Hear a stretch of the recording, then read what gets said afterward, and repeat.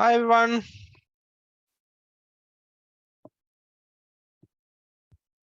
Good afternoon. Good afternoon. Good afternoon. Hi. So we have 11 people on the call. Do we have Himali. She's on. How many people usually come for the lectures? Oh, we have 13 now. Roughly. Is it 13 or is it more? Don't know. Okay. Um.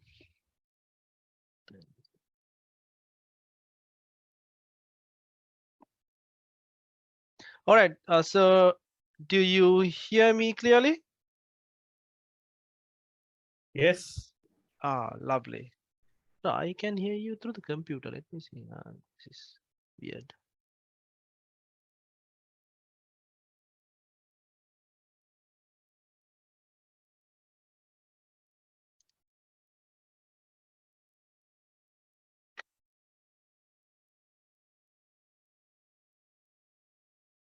How is it now? feel good. Can hear. Right. All right. Great. So thank you very much for coming in for the session. And I hope you had two sessions with, no, not two sessions, two lessons with Shane um, previously. So we are going to cover the rest of the topics out of the 5. So up to now, you have done already 2, which is in the middle. So what we are going to discuss today is the lesson 1, which is important. So we'll start with that. So before that, a few things on the house, how we are gonna do this and how we are gonna uh, go forward with the lectures in the next few weeks. Number 1, please interact. So as much as possible, because if you have happened to do lectures or do trainings, you will realize like how is it how difficult it is to look at a screen where we can see the names but no faces. We don't know how it is happening, whether you can get it or whether I'm bullshitting here and you don't understand anything. I can't see any of the faces. So if possible, make your faces visible just in like a classroom. So I prefer much to deliver this in person, but anyway, I'm not there, so I can't. uh, but it will help me. It will help everyone if I can see the faces. So be empathetic. I'm looking at a blank screen and I'm talking to a screen rather than people. So second is like we if you can please put your cameras on. The other one is please interact so we can learn from each other. And I must tell this, like, I know you all are professionals. You all are experts in your own fields. Thank you very much for putting up on the screen. Thank you. And we all are professionals. So you're professional in your particular area. You may know some things even better than me in terms of this. So it is adult learning. It is not about me teaching and you learning. So it's not. What I'm bringing into the class is different kind of expertise. Expertise is in terms of how to tackle the exam and how we get this qualification now. So for that, I have more than a decade of experience in handling exams for different countries. I've been teaching for uh, CISI was my first one. CISI started in like 2012 or something like that. And I have been teaching for US Northwood University undergrad program. So I've been teaching business law and international law there. And also Monash, Australia Monash University, uh, for their business degrees. So I am going to give you some skills in terms of how to tackle the exam, what are the important points that you need to look at, and how to pick the particular answers from the theory that we are going to discuss, and important bits which will be important for your exam. Uh, and that when in that journey, whenever we have some lessons where you are expert in, please do jump in and give us, share your expertise, share your experiences, because experiences will definitely add on to your the learning, and that will be helping us to remember things as well, because it's very practical. And there will be things which I don't know. I'm not someone who knows everything. So if I don't know something, I'll tell you don't know, and I will try to find out the answer and come back to you. So are we happy on that? Right. Uh, the other thing is be in the class. This is very important. You're logging into the call and going somewhere else is not going to help, because why we are discussing is not because these theoretical things are not known by you. Definitely not. Don't take me wrong. Most of this stuff. Sometimes I may be taking baby steps in some things which may be boring for you, but we are focusing the average of the class. It's not the highest bit of it and maybe the lowest bit of it, but we need to go in the middle so that everyone will understand something and get some skills to tackle the exam. So that's where we are going in. And so if I'm going too slow, that may be the reason, but you can jump in and tell that, let's go a little faster. And then we can take the consensus of the class and we see. So the subject areas are a little detail. If you take the textbook, that is the best guide that you can have. And some of the areas that textbooks has deliberately dropped, I don't know why, but don't worry much about it. They're asking the questions of the textbook. So just go by that, and that will be easier for all of us. But don't limit yourself to textbook, because it's about the regulations, it's about the compliance, it's about how CISI is looking at out of the world. So when the lesson goes on, I'll tell you where you need to look at from CISI point of view as well. So yep, that's brief on how we are going to go. And there will be instances where I will share a link for you to interact, because that the I'm using Slido, as well as we will use some polls here when it comes to questions. And first few lessons, or first 1 or 2 lessons, I will not pick up the questions at the end. Rather, I will not give you the questions to answer, because we are just learning at the beginning. And then we will discuss some of the questions out of what we have learned on the same day. And next lesson, at the start, we will go through a few of the questions of the previous lesson that we have learned, to brush up and make sure that you think in line of the exam question. Because if you look at the questions, sometimes you can't figure out what the answer is, because you learned one of these answers somewhere, and where it is and how to link it is what we need to uh, practice, and practice makes us some kind of experts. All right, so that's about is that all? Yeah, that's something about how we're going to do this. And if I remember anything in the middle, I'll let you know. Let me share the presentation.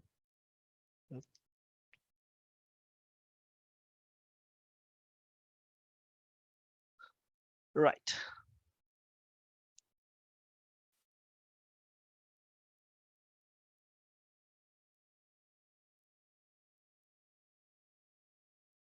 My technology is a little slow today. I don't know. So another thing, just because it is UK doesn't mean that their systems or anything is much better than what we had in Sri Lanka. So sometimes there are drops even in the network. So it's same, nothing superior. So fine. So we are going into the first lesson, which is the international regulatory environment.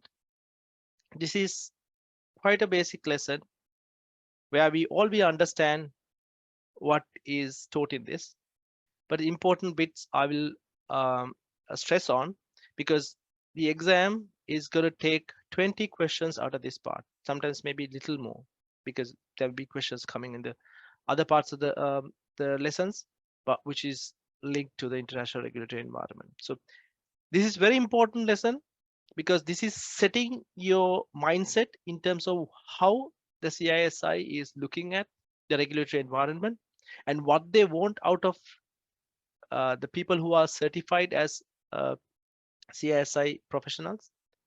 So let me take you through this, but it's very important for you to understand, read through, and be in the lesson. Most of uh, you, I know that after working for the whole week, try to take some time off and just log in and try to do multitasking. Mm, that's not going to work much as we want to. So just concentrate this 2.5 hours and we'll finish it. Maybe today, maybe 2 hours. Let's see. So two modules that we're going to discuss here is the module of regulations and the international approach to regulations. So these are the two things that we are discussing today. So for us to interact on this, I would like you to go to slide. Let me see whether I can.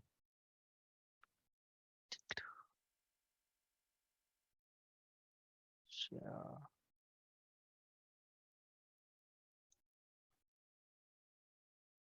Okay, I'll drop the link to Slido. Just check whether this is working. And oops.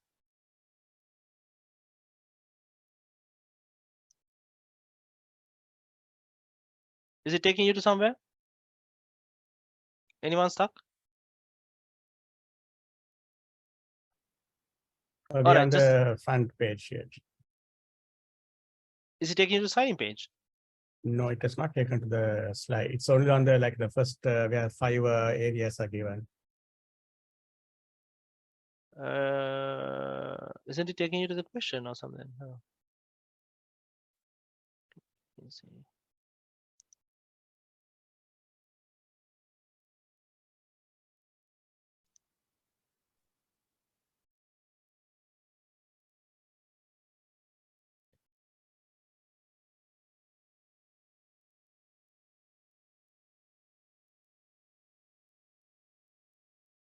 Isn't it taking you to something like a question kind of thing?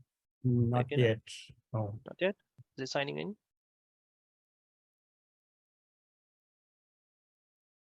Hmm, strange.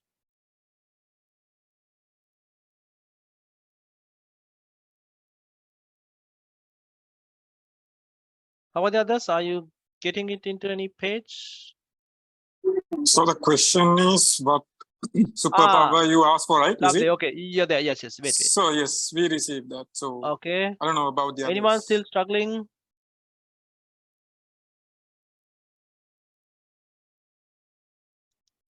Are we all in it?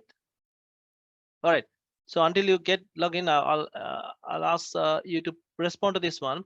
What I want is to see that like we all are in a environment where it's financial markets, or the financial market is one of the important things in the country at the moment. So if you are the regulator, if you are the regulator, or if you are the one who's responsible to manage the finances in the financial regulations in the country, what superpower would you like to have at this moment in time to take the Sri Lanka financial system to whatever desired place at this moment in time? How to recover? What superpower would you ask for if you were given a chance to get a superpower?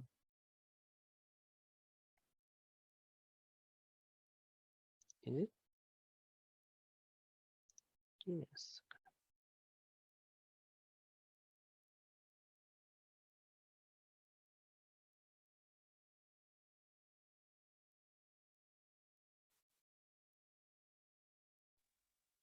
To create legislation so that we can monitor very closely.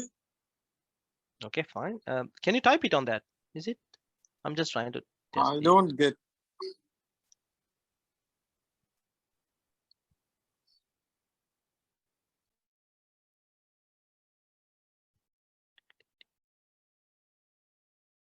You should be able to type it on that.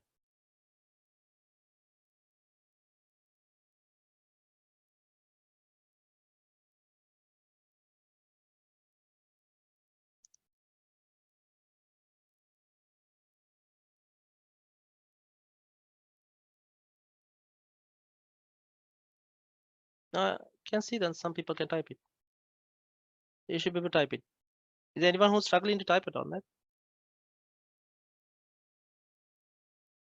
What superpower you like Superman or Spider-Man kind of powers, invisibility or over what? Okay, telepathy, very important power to understand what the heck is in the minds of others. Just put whatever you think. Just take 30 seconds only. I'm just trying to check on the platform because you're going to use it heavily.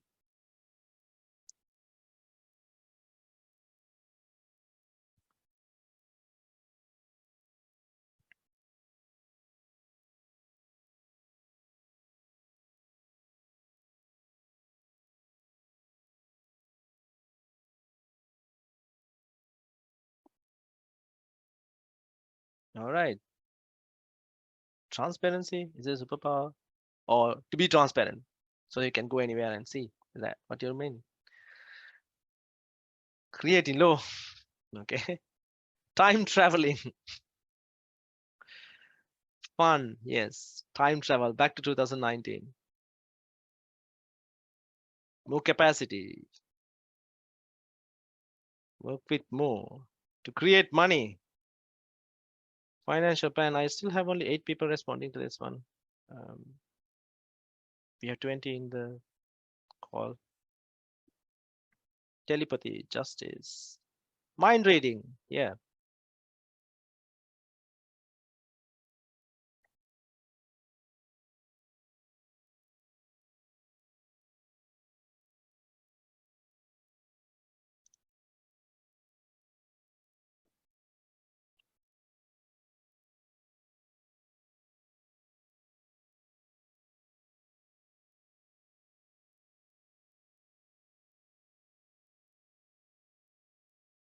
Okay.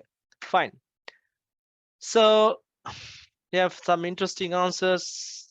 Mind reading, telepathy, going back to the time, creating money.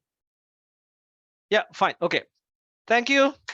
So I hope that system will work when we want it to work. In the same log, in the same link, just to know the dynamics of the class, can you please pick your answer here, please?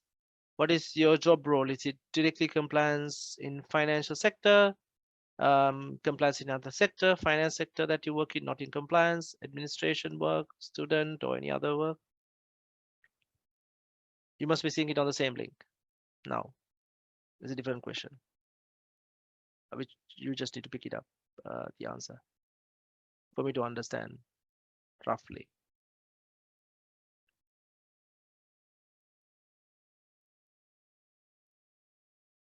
Do you see that? Or you don't?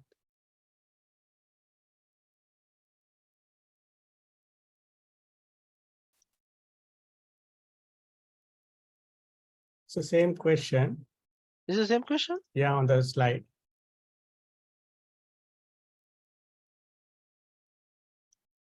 Hold on. I'm making the live other question. This question, isn't it appearing? Okay. No, it doesn't. Something wrong with this. Okay, fine. Sorry about it. Let me put it on.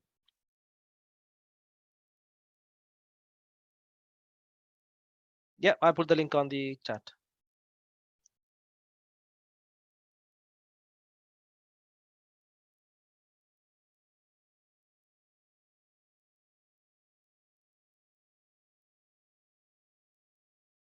You must be seeing it now. A different question. Okay. Yes, it is there. Yeah, it's there, right? Okay.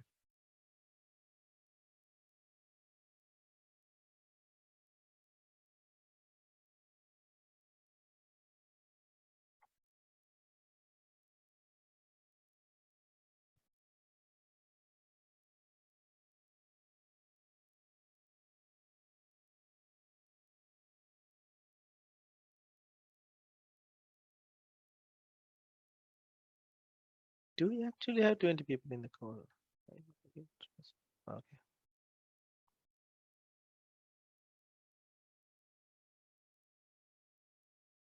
Hi, welcome.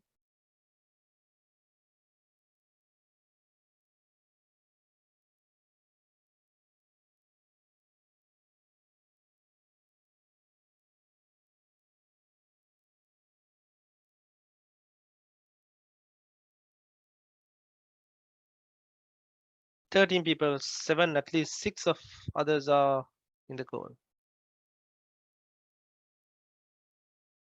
No.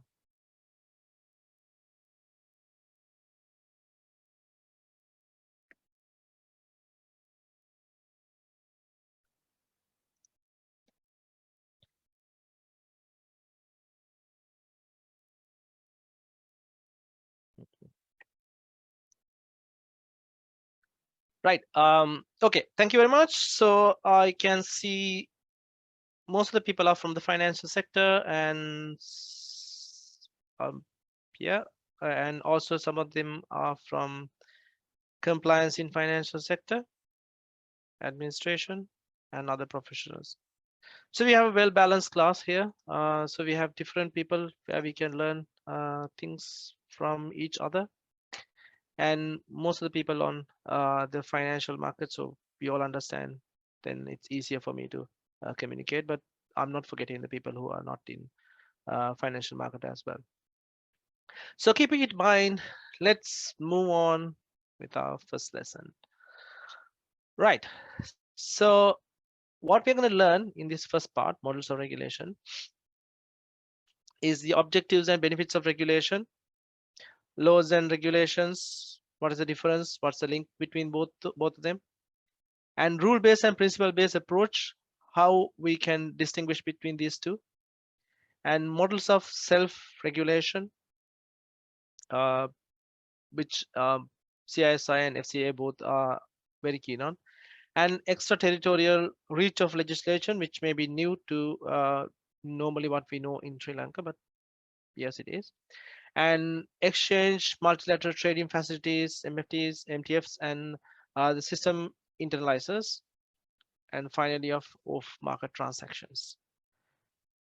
So in terms of what we are going to learn in this, or rather expected skills to be tested in the exam, will be on completion of this, candidates should understand the objectives of and benefits of regulations, and know the interaction between laws and regulations, understand the main differences between rule-based and principle-based approach, which is some of the questions will be there very simple, but it's very important for us to know the reasoning out of how to distinguish between these two, and understand the models of self-regulation, key specific areas which will be definitely questioned in the exam, understand the regulations of faith and ethical based finance, and the um, attendant regulatory implications, and also understand the purpose of the following, like GDPR or data protection regulations,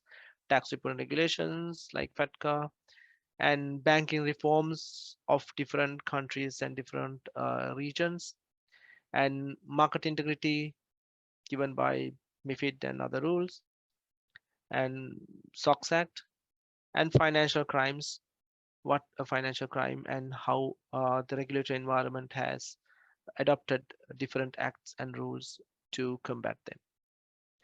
So all in all, these are the things that we are going to learn in the first part of it. So what do you think the benefits of regulation? What is the objective of regulation? What's the benefit of regulation? Why do we have regulation mainly in relation to financial markets?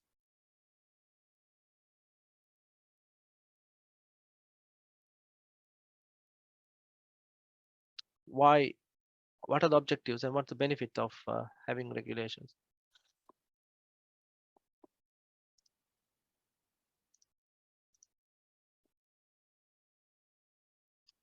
Anyone can guess? Okay, I can see one answer.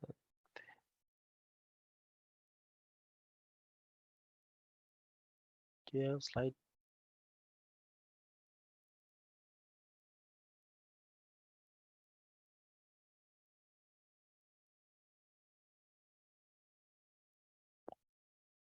Chaturangi, you asking, do you have slide presenting? Do you see my slides? That I've Sorry, Prasanna, I can't see any slide. I just see. is the same to the others or Oh, we can see something like objective and benefits Yes, of I can see, sir. can see, right? Yeah. Yes, yes. Yes. Can see. Okay, Chaturangi, just log out and log in. Maybe something wrong with your Okay, system. all right, Yeah, let me log out. just and log, log in. yeah, log out and log in. Right, okay, thank you. So what are the objectives and benefits of regulations? What do you think? To have better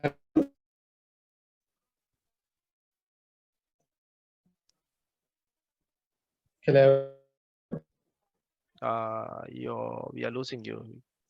Can't hear you very clearly.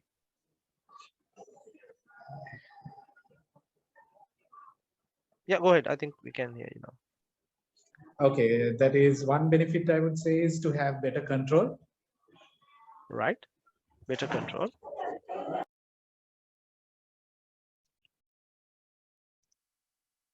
What? Monitoring of the environment regulation for regarding regulations. Very good. What else? In to con- terms of insurance, to safeguard the interest of policyholders, and for Mhm. banks, it will be safeguard the wealth of the depositors. Very good. That's one of the very important points. Right. So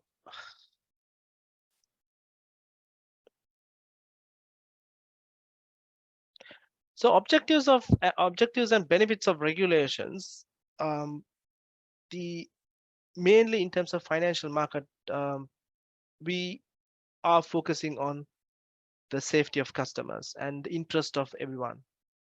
So effective capital and financial markets are essential part of economy. Why we are struggling sometimes and now in Sri Lanka is because of the financial markets instability.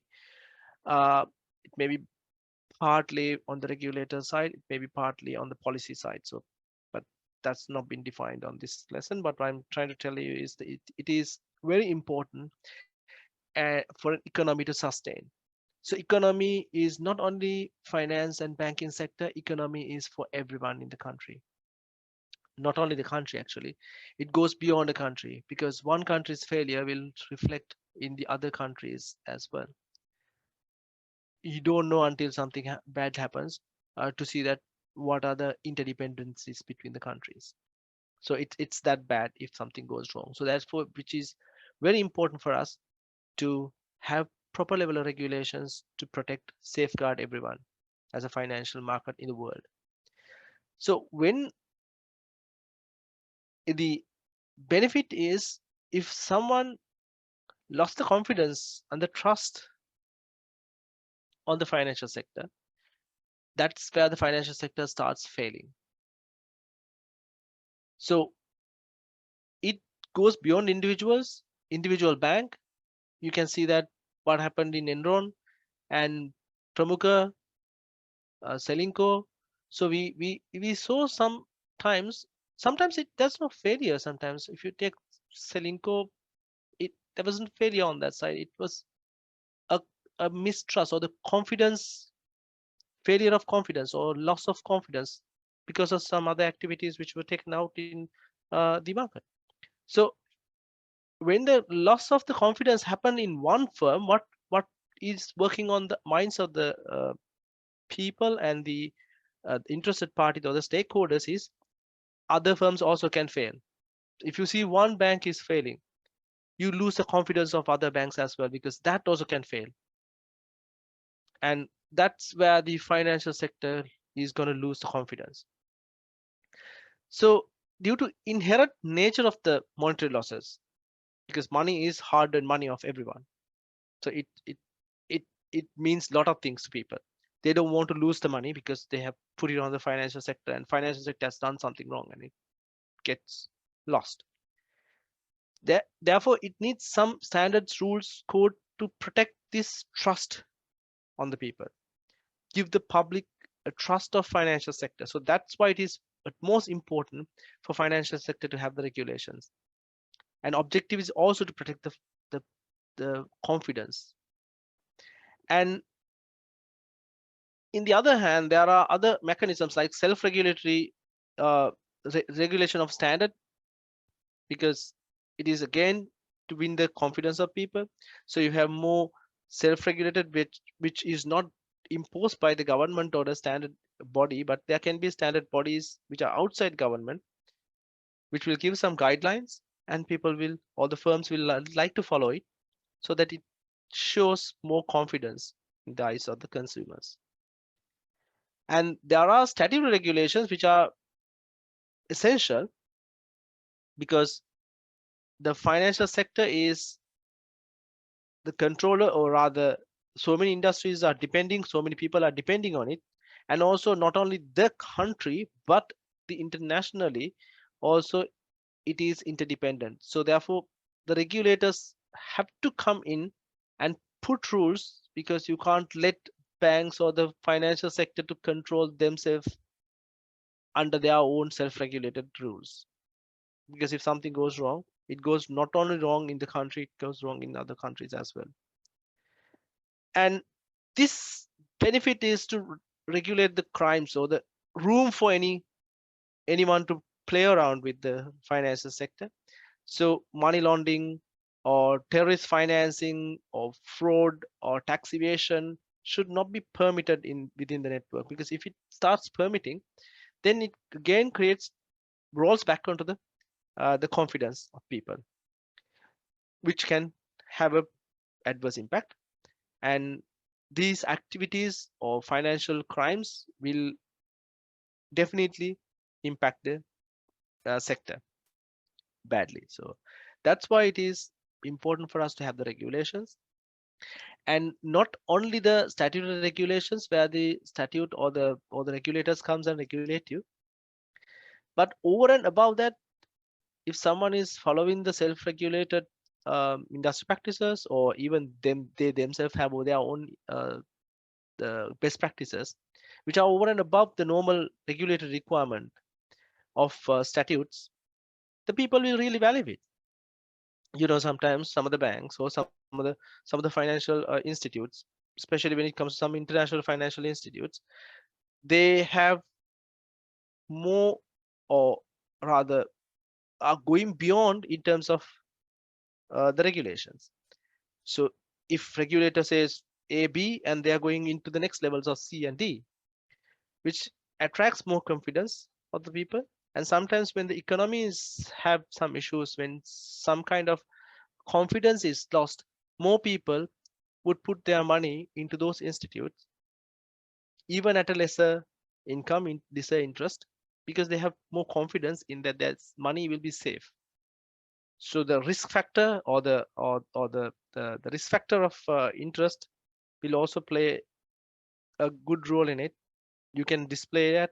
Okay, you can see that being displayed in the market sometimes, because some of the very high standard banks will provide only a small or a less interest for the depositors, but still there'll be depositors who are willing to do the deposits there to safeguard their money. So that is showing again, coming back to the confidence, because confidence is very important in financial sector. And in terms of what we learn here at CISI is also promoting the same compliance culture. It recognizes the compliance is a combination of all these things, or comply to all these things like laws and the requirement of statutory requirements, as well as the controlling body requirements, the rules coming up from different bodies, governing bodies, and there are standards which you start following, which you willingly stand following, and there are standards that need to keep when you are dealing with another party or another country, another financial system. Governance requirements as a company, and there are regulations and requirements of for transparency. Show up what you have, because it's money. Its inherent nature of money is much prone to lose than anything else. So certain policies and all that. So this is I'm gonna share you video, which is sec. That is from CISI itself.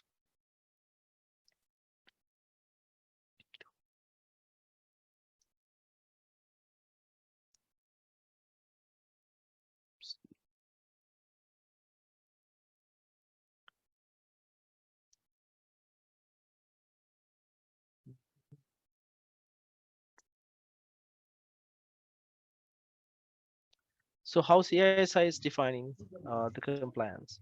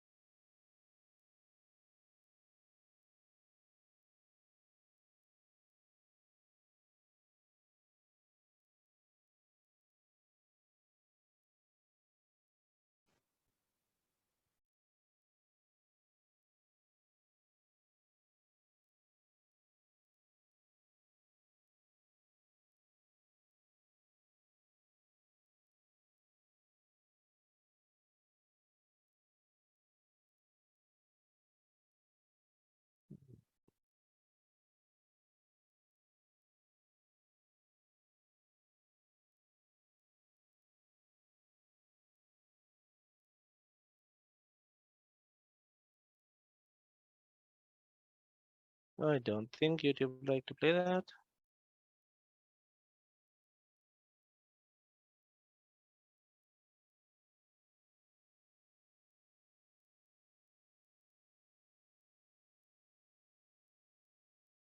No. Fine. When it loads, we'll look at it later.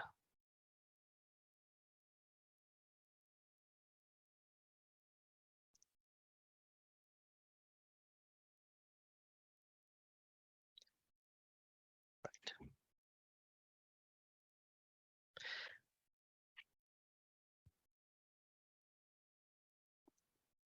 Okay.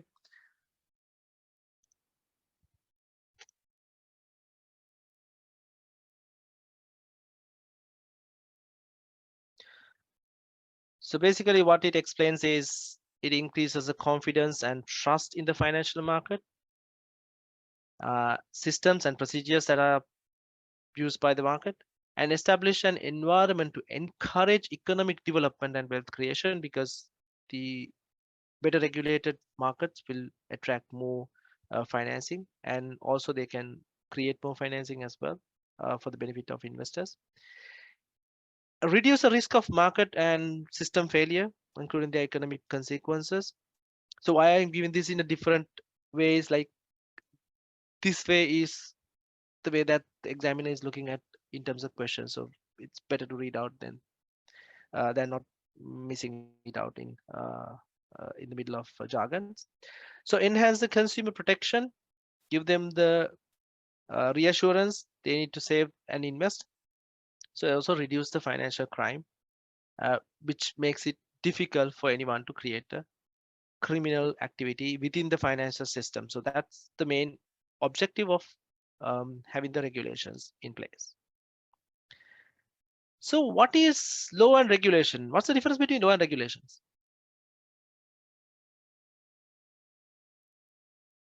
What do you think law and what's the differentiation between law and regulations?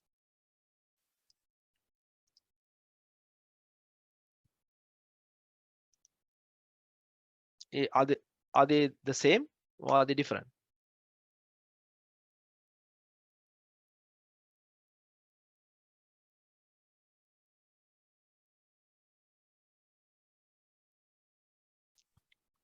Is the law and regulations are the same or different? Or what if there is different, what is the difference?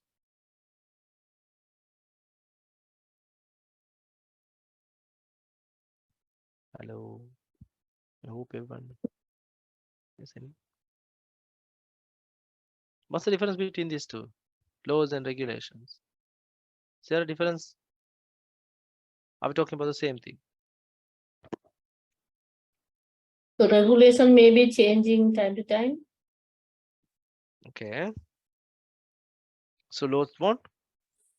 Law is basically passed by the parliament, and whereas the regulation is like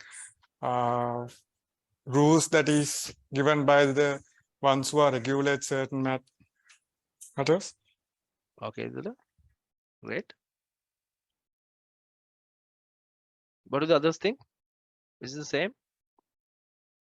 And if different, what is the difference?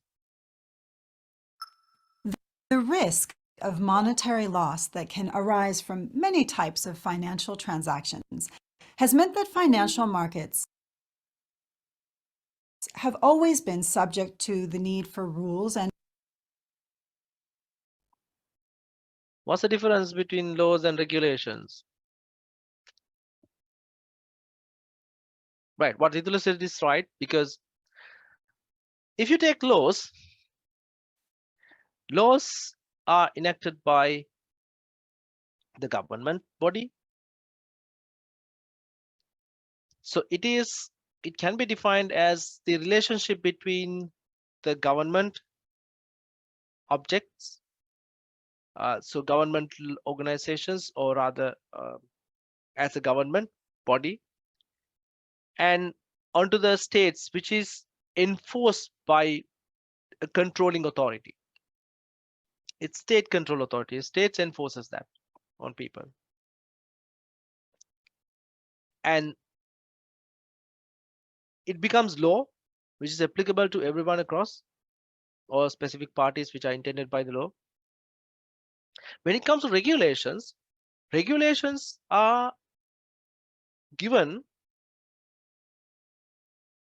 because of the relationship on the enforcement agency. So relationship affects those who deal directly with the agency who's enforcing them.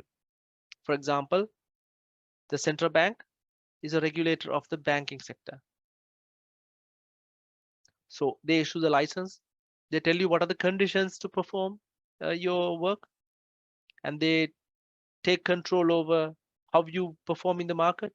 What you can do, what you can't do will be defined by the regulator.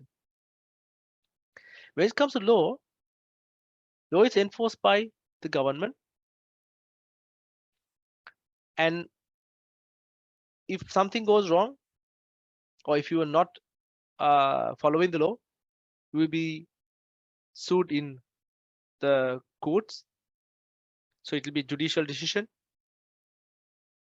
and you will be punished if you breach the law with a reprimand or imprisonment or a penalty.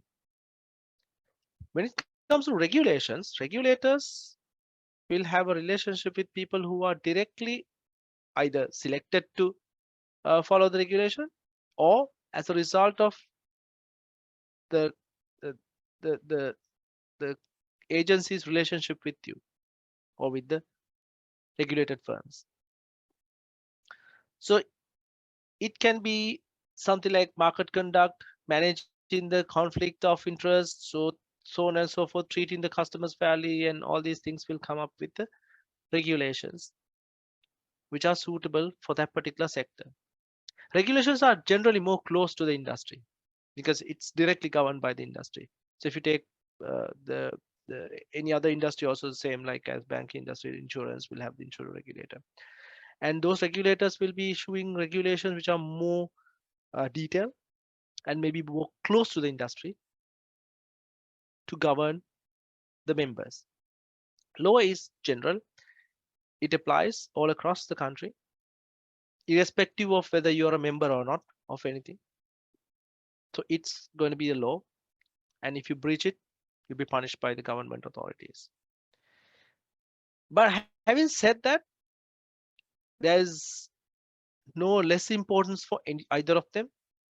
Both are important. Both are equally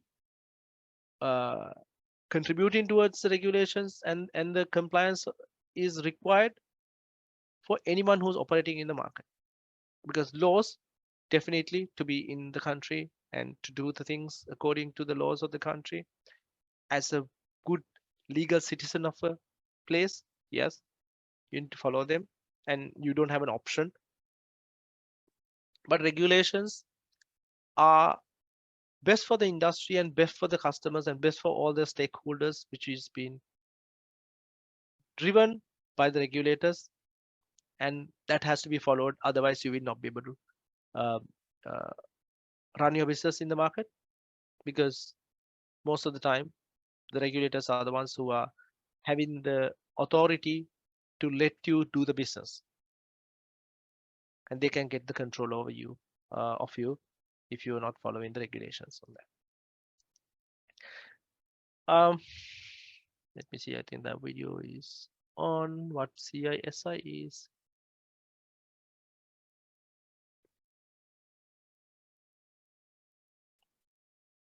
Saying about the compliance.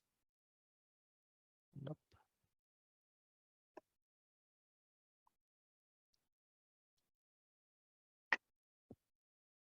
No.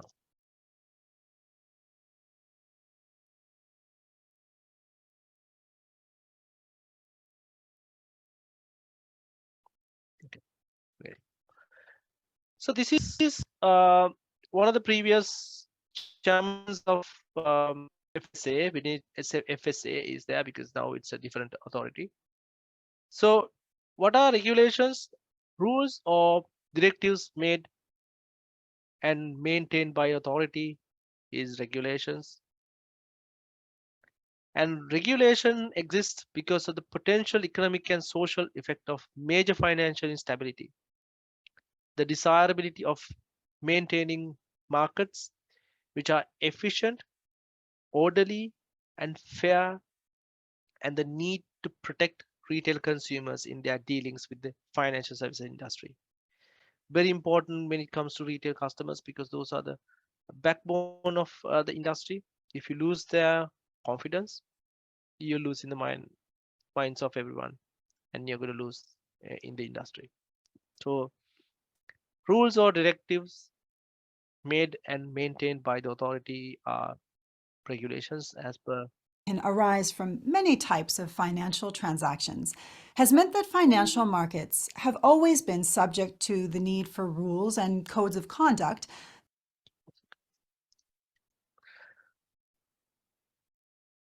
So I'll tell you in a minute why FSA and FSA is not there at the moment. Right. So when you know about regulations and laws, what is compliance?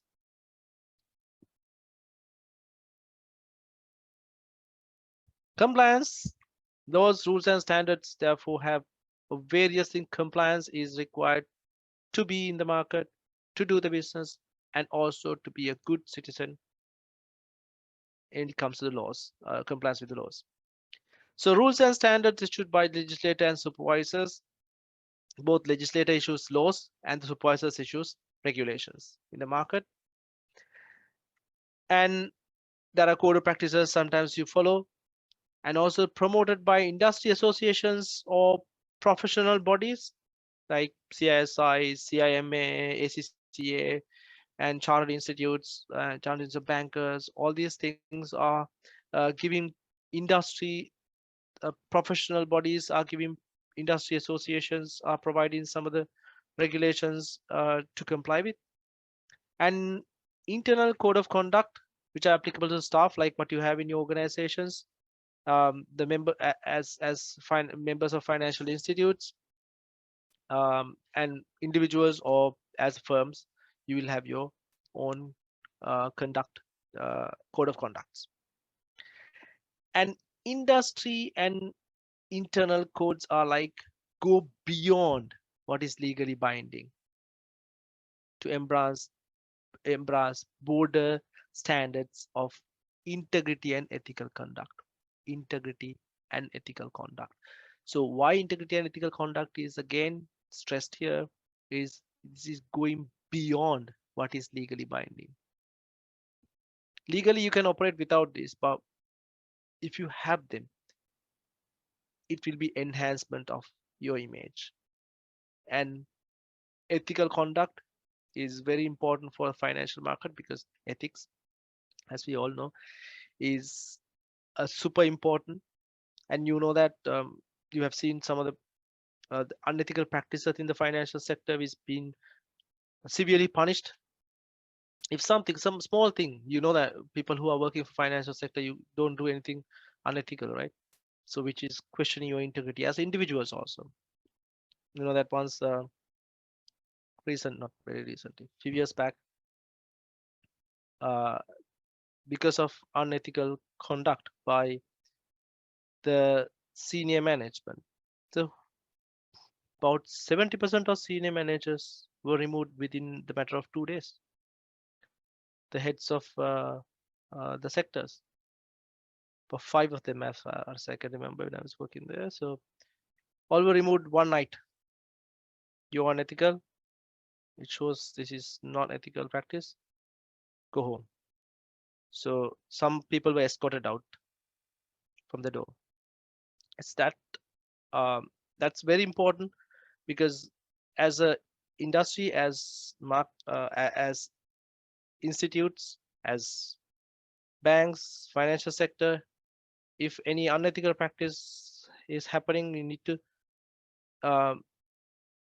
eliminate them as soon as possible, because it's about the trust and integrity of the firm and the employees. So it's compliance to all of these things are pretty important for all institutes in the financial sector as well as individuals in the financial sector. Right. So we are moving into an important part of the compliance rules. There are 2 type of rules that we are talking about, and CISI is so keen on checking the difference, your understanding on difference of these 2. So it's at most important for us, for the purpose of exam, and for the purpose of our understanding, to know the difference between these 2 and the similarities between these 2. Rule-based approach and principle-based approach. What is rule-based approach and what is principle-based approach is in terms of compliance, regulations, and rules. So as it says in the word, rule-based is generally what we have seen as prescriptive procedures, the rules that are given to us. It's telling us what to do, 1, 2, 3, 4. It's very detailed, and you must do it. You can't question them because it's already written and given to you. Follow it. The central banks gives you rules, follow it. That's it. If it is more than this, you need to cut down on this one. If you need to, if it's less than this, you need to bring it up. You can't do anything. It's must do's. And adherence to precise rule is required. You can't be creative. You can't do anything different to what is given in the rule, just have to follow it. And there's little allowance of interpretation. You don't have to interpret it. It's already interpreted and given to you. Just follow it. Even if it doesn't give you the results, just follow it because it asks you to do it. And it clearly says what is right and wrong. If you have done it right, it's right, complied. If you have not done it, then it's not complied. You'll be penalized or you'll be called in by the regulator. So therefore, it's typically been understood as inflexible solutions or inflexible rules result sometimes in a tick box exercise because rule is given, whether you are right, wrong, that's it. And whatever is outcome, most of the time is positive. But even if it is not, if you have gone on the rule, you have gone on the rule, that's it. So you're done. So your responsibility is to comply with the rule. On the other hand, the principle-based approach is focus is on the principles. So it looks at behavior and the outcome, not about just following the rule. It's not giving the rule, it's giving you what outcome you need to bring out from behaviors that you do in the as a firm.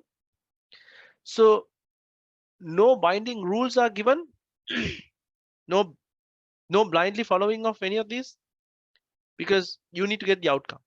You can't just say that what regulator has told me, I'm doing it. No, you need to follow something and get the outcome. Act as a source of guidance. So the principles are acting as source of guidance. It's not the rule, it's about outcome. You get this out, that's it. And the expectation of the behavior is on the principles based outcome is you need to behave so that outcome will be this. And it is more flexible, meeting the principles are the responsibility of the individual firm. It's not about the regulator telling you what to do. Regulator is telling you get this outcome. And your requirements or your internal you internally need to decide what you're going to do about it and how you get that particular outcome.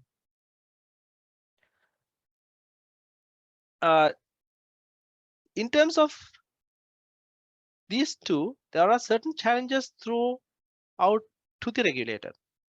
So challenges in terms of regulator in the rule-based approach is to maintain the comprehensive rule-based model. It is very challenging because you always the environment is changing. The people who are trying to go through the system hosts will always find the creative things, but you will always have to update your rules. If you're working in banks, you must be seeing how many times that you're getting the new versions or the new changes of your regulations. If you're working in compliance function, I think 25% of us are there. So you will see how many times that the bank is putting up new regulations, updating the regulation, do this, that. Okay, there was something like this, and we are introducing new thing here as addendum to this regulation. So there's so many challenges that thrown onto the regulators because they will always have to up to date and define everything. With the dynamic market, it's very difficult for regulator to do that. When it comes to principle base, the challenge is its consistency of interpretation. Firm A may interpret it in a certain way, firm B may interpret it differently. So success depends on individual markets, right decisions made by the players in the market, and strong ethical standards are expected because you're giving them to follow an out and something and get an outcome, whereas how you're going through in that way can be creative, but it should not be unethically telling the regulator we have done that, we have got this outcome, but how it might not be very ethical. So that is also a challenge to the regulator because regulators don't want that practice. So in terms of advantages on rule-based system is exactly to know what is expected. Rule is given. and cannot be challenged if ticked. So if we have done that, regulator can't challenge us because we have done that and we have given it to you. And when it comes to principle base, the advantages provide scope of innovation, so we can be innovative in doing something better. The freedom of develop services and businesses model within the framework of the principles. So you can be more creative and maybe going beyond what is actually expected to meet the outcomes of the principle based system. So when it comes to FCA, UK's Financial Conduct Authority, is actively reducing the actively is participating in producing more principle based approach or encouraging principle based approach because of the dynamic nature of the environment, so that they can't make it's a headache for the regulator to always update the regulations to ask this, do this, that, and the other. So therefore, FCA's stance, it's not that FCA has given up on rule based approach or is saying that rule based approach is bad. No, it is saying more for the financial firms, financial market, to be given a target of meeting some principles rather than telling how the principle is going to be made.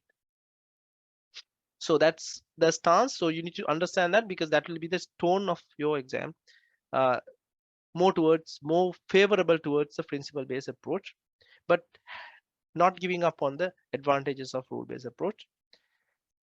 So what do you understand as rule based approach? What are the rule based approach rules, these kind of prescriptive rules that you have generally, as we all understand in Sri Lanka? What are the rules the central bank has issued or regulators has issued?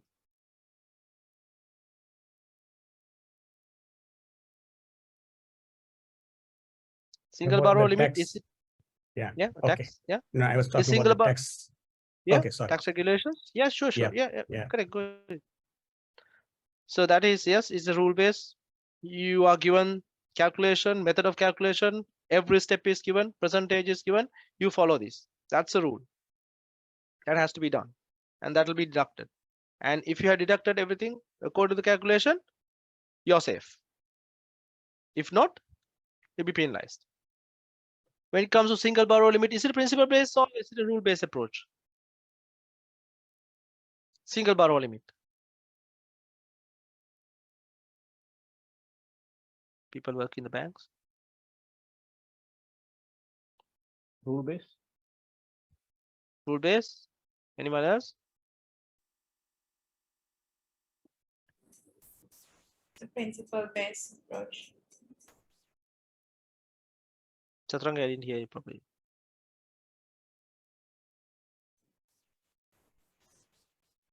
Was it rule based or principle based? Principle based. Single borrow limit.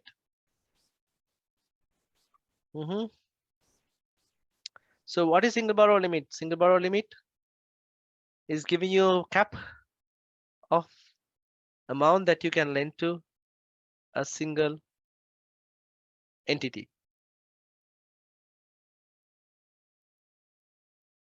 It's mostly my understanding is it's a rule-based approach because it gives you what percentage that you can lend out of your total assets. And if you have done that, that's fine. If you're not done it, you're not in it, then you'll be penalized. So it's more of a rule-based approach. In terms of the principle-based approach, what are the examples of principle-based approach that you have in the sector?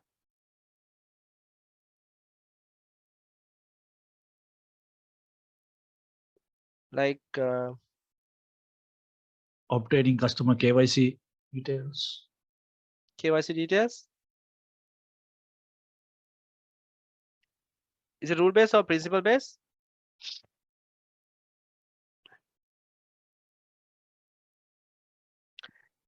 The 50-50. yeah, it's 50-50, bits on both sides, because there are mandatory things that you need to know, and you can get more on the principle-based approach so that you know customer even better. You know, the funny thing is here in most of the applications, or even if you apply for a job or anything else, they're asking so many loads of questions which are going beyond the rule to understand the customer. I don't understand why they are asking like whether you're transgender or whether your gender identity and your ethnic background. Ethnic background, I can still understand like some information about it. Your religious belief, whether you're atheist, whether you're Buddhist, whether you're Christian. My goodness, the information that they're asking. I don't know what purpose that they're using it for, but we have opt-out options in any of these. And that part may be principle based to get to know. And what is your sexual preference? It's bisexual, it's straight, or it's gay. So many questions every time that they're asking when you're filling up something. That part of that may be principle based to know that, better know your customer, better engage with your customer, maybe because of that. But I still don't understand why a firm who's offering a job, at least they can say that, okay, fine, I know the details of the customer, details of the potential employee. But when it comes to some other form filling, you go to a place, bank, or a mobile service provider asking these all preferences, it's not going to serve you anything. I don't know why they're asking for that much of information in terms of knowing your customer better. But yeah, know your customer is rule-based as well as principle-based, bit of both. But that definitely rule-based part is there, and principle-based also. Yeah, and also there's have you heard of your customer charters and your treating the customers fairly principles that you have in your firms? Yeah. Okay. So they are not given as rules by the regulator. They're principles. The principle base. The regulator is asking you to treat your customers fairly. How you do it is creative within your company, within your firm, within your industry. So treating your customer fairly can be here in one company, and the other company might go even beyond in terms of how they treat their customers. So it depends on the company's preferences, but ultimately what is required is how you are treating your customers fairly, whether there's unfairness in it or whether you're going even beyond what you are expected to do. But that is where the this challenge on the regulator comes in. Different firms will interpret it differently. So bank A will define it in one standard. Treating the customer fairly is about giving the fair amount of interest and charging them whatever the fair level of charges, and providing something. And the bank B will go beyond that and may do something which is going beyond the normal minimal amount of things that they could do. If everyone is going up and meeting at a different point, at that time there may be an industry standard, but it's very difficult for the regulator to govern this the standard. Keeping the minimum standard is fine, but how do you lift the standard up may be questionable sometimes in terms of principles based approach. So as far as I've seen in most of the questions in the exam, these advantages, disadvantages will be questioned. Challenges to the regulator is definitely a question. So what challenges are thrown out to the regulator in terms of rule-based approach? Or what challenges are thrown out to the regulator when it comes to principle-based approach? So you need to know these things. These are pretty simple things. I don't need to come and put it on a slide and teach you, but why I'm doing it is we need to highlight them where it is relevant. So make sure that you know about them. I'll be sharing the slides later. Why I'm not doing it earlier is because of for a reason. I'll let you know later. And the next is understand the models of self-regulation. So I told you earlier, self-regulation is a stance of FCA. FCA is driving more towards or less prescriptive rules, like rule-based approach, but it doesn't say how you are trying to do the self-regulation models or the principle-based models. So self-regulation is going beyond that. So understand the models of self-regulation. Self-regulation is we are telling that we are regulated by this, or we are adopting certain best practices. So industries mutually agree the rules with the will govern their own collective behaviors in addition to any laws or regulations. So these are going beyond that principles or rule-based approach or anything like that.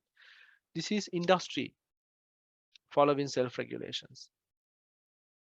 So why industries want to follow self-regulation is for them to set up a standard for their industry, and long track record of responsible behavior under the oversight of statutory regulation is required for this kind of self-regulations, because self-regulation itself, like we go and say that okay, we are industry, we are self-regulated only, people will not have much of a faith on us. So it has to be some level of statutory regulation or the oversight of the regulator, but over and above we are doing something which is self-regulated. So we have certain better things than what regulator is asking for, and which will win in the eyes of the consumers. So a strong self-regulation can reduce the need or extent of state regulations.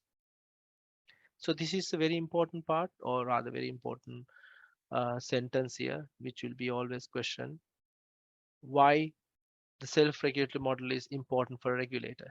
It's because more the firms are self-regulated, which are going beyond the rules, the less work for the regulator to keep them within the rules, because these people are going even beyond the rules or going beyond the standard which is set by the regulator. So self-regulated industries, or the extent of state regulations different when it differs from self-regulations when it comes to industry SROs, self-regulated organizations, exchange self-regulatory frameworks, which have like we have the state exchange houses and how they behave, and private associations who are giving much higher standard than the normal regulatory requirements. So some approaches may be applied purely within the organization, like organization-wide self-regulations, certain principles that you have in your firms, like which will be giving better what do you call better standing in front of the public. Like you may be having your own code of conduct for your firms internally, how you do things, how you don't do things, likewise. So self-regulatory organizations, SROs, can be valuable components of the regulator in achieving the objectives of security regulations, which is set by International Organization of Securities Commission, which we'll be learning in a minute what are these organizations, because it's very important for us to know who makes our environment for regulations or regulatory environment.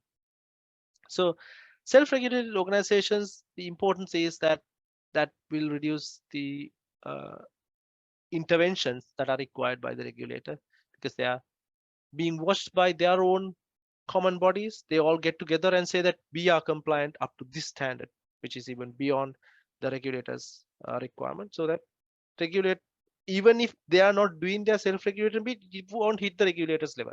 So it's always up, so that it's easier for regulated to regulate the market, and regulator don't have to define each and everything, because these people are trying to always keep it above the normal basic requirements. So the challenge that regulators normally have on the rule-based approach will be reduced when you have more self-regulated firms or self-regulated industries under them, because they don't need to define each and every rule, because they're more than or beyond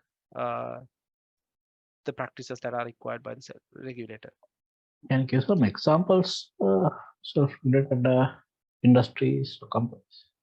Self-regulated industries, in the sense, it is the, like, if you take the industry practices, which are like the insurance industries. So they have self-regulated organizations which are giving them over and above the rules which should be followed. And if you take, in a minute, we are discussing about Islamic financing. So in Islamic financing, it is not a requirement of, if you take Sri Lanka, it's not a requirement sometimes, but they are going even beyond the requirements of the regulators' requirements. So these are some of the exchanges, like some of the stock exchanges, they have their own self-regulatory framework which is being followed, so that they are not going beyond, they are not going any lower than their own standards. And so this is, we'll talk about some examples and industries in the coming lesson. So these are given by the industry or the collection of industry, so that they are not exactly the requirement of the regulator. Regulators requirement is maybe at a very standard level, and these are going beyond it, beyond the requirements of them. So we'll come to the examples and industries on them. So key elements what are required, or how self-regulated model is working. To make the self-regulated model working, there has to be industry specialized knowledge, like what I said, when it comes to insurance, when it comes to any other Islamic financing, there has to be industry specialized knowledge. So important to give an increasing complexity of the market and the product, and also industry motivation has to be there. So and also some of the compliance which are required by different outside organization when it comes to sustainability, net zero. All these concepts are coming up as an industry motivation, business incentives to operate, sustainability, the reputation, and how do we win the competition. Now, most of the energy companies now, if you take some of the energy companies here, they are following certain sustainability requirements, trying to be net zero, and selling it as the marketing point, which is expensive than their competitors, but they're still winning some business because of their sustainability. So it's a higher standard that market is valuing, but not a requirement of the regulator, but you're going beyond as an organization, self-regulatory model. You're saying that we are a member of this particular organization and we are increasing the net zero or carbon emission is reduced, so that buy from us. It might cost a little bit more, but you are still sustaining the environment.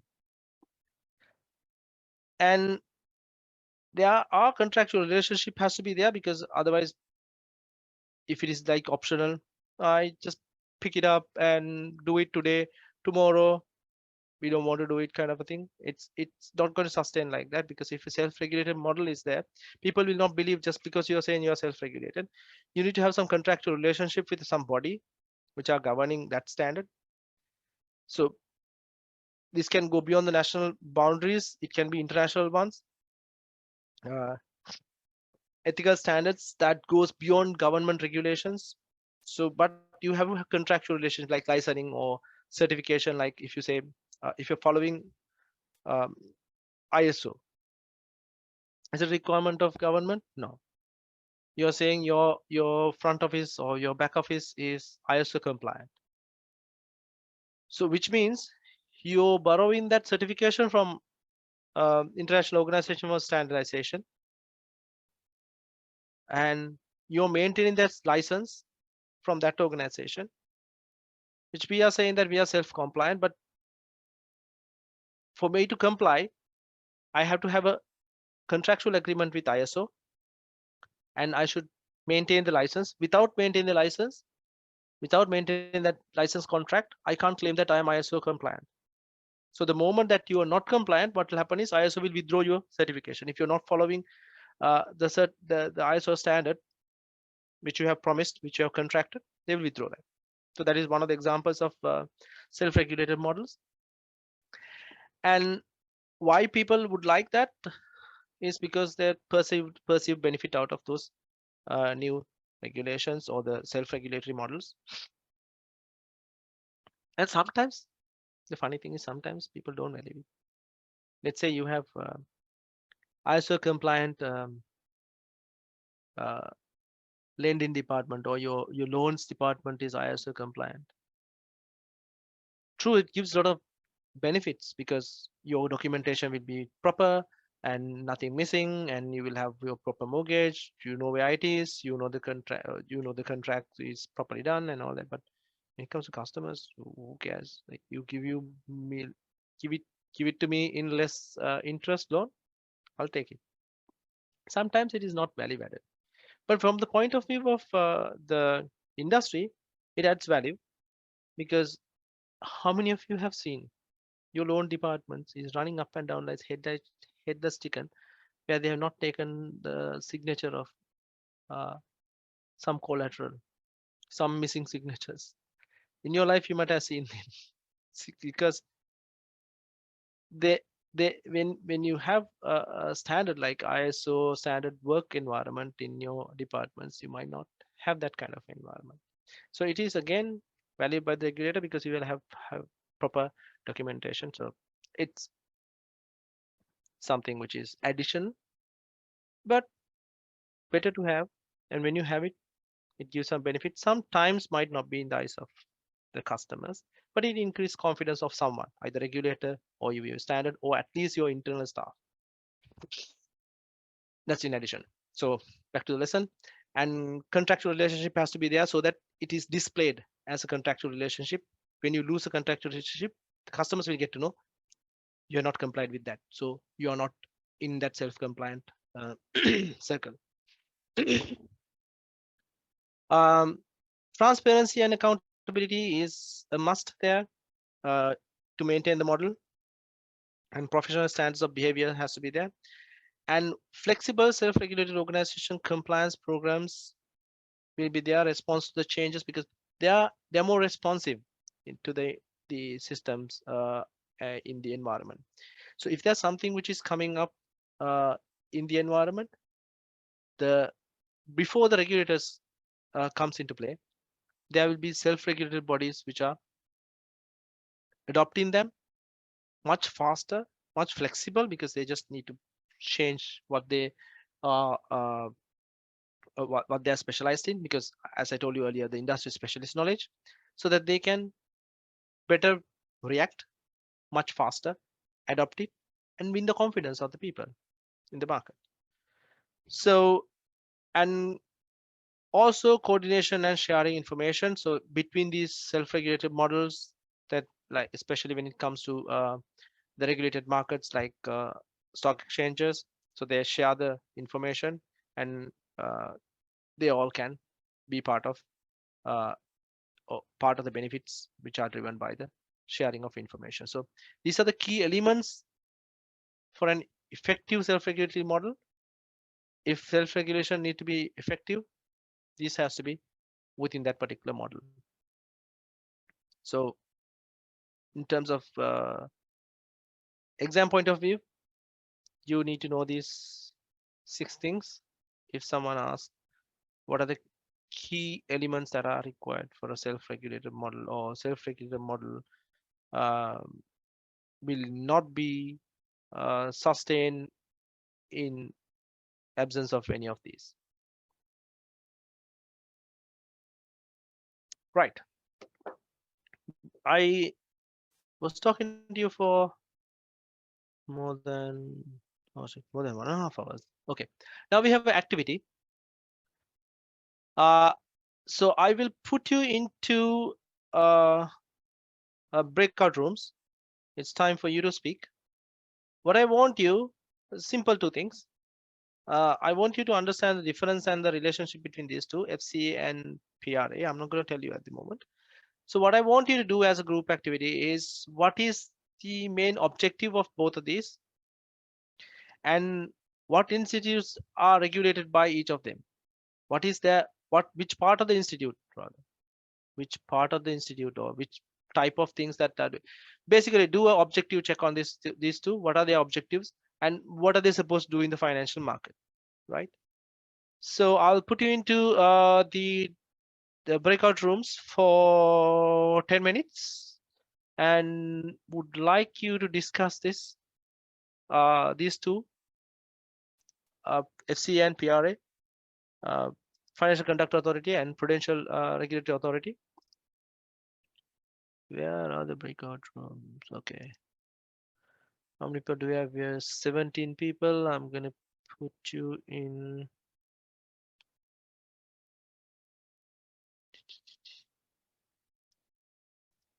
One, two, three. Yeah, I'm gonna put you in 3 rooms.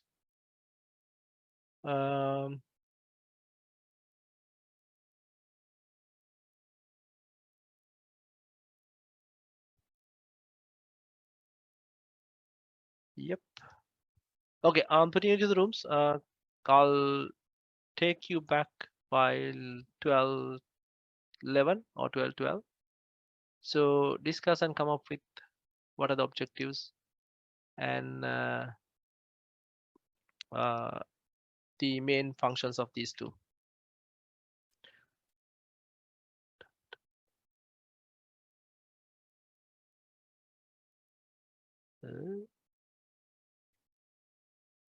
What's it taking?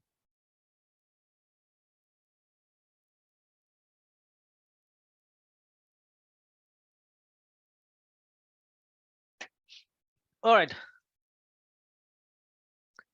Right. So we have 3 groups. You have been looking at FCAs and PRAs. Right. Let's discuss. What's the main objective of FCA? Out of your discussion, you can go on.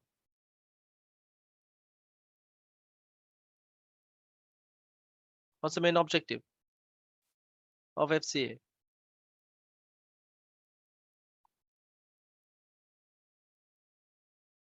Okay, I can just give some points. Yep. Yeah, that is how to protect the consumers from bad conduct, protect the integrity of UK financial system, and promote effective competition in the interest of consumers. Lovely. Okay. So the other groups?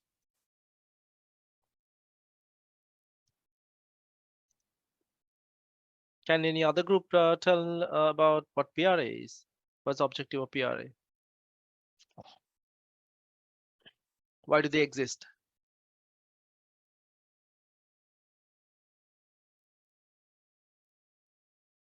Can anyone try? We've been discussing for about 15 minutes.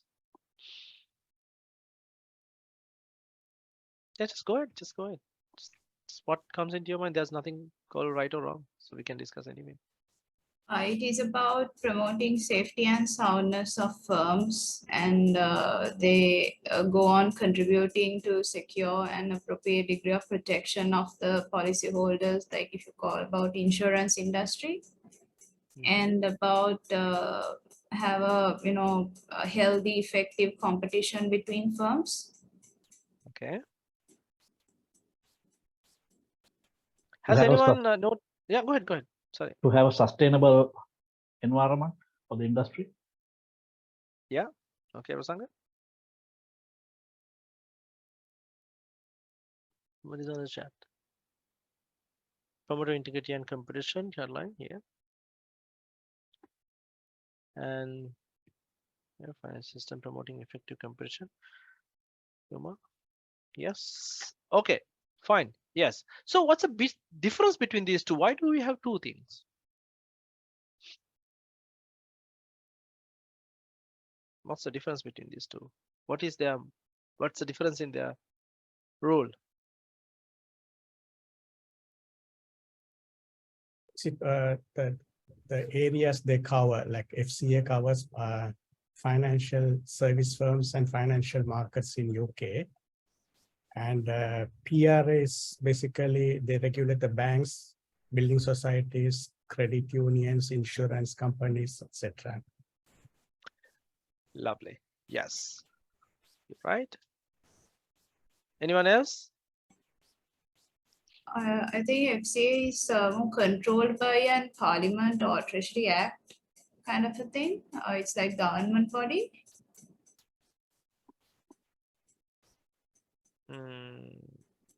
So PRA? It's more of controlled by the Bank of England. Okay. Yeah. Thanks for your view. Okay. Let me get this to the difference between these two and the similarities between these two. Basically, Prudential Regulatory Authority and Financial Conduct Authority are similar, and its powers are similar. So both of them are regulatory authorities, which means it's empowered by the government. So both of them are having the same level of power.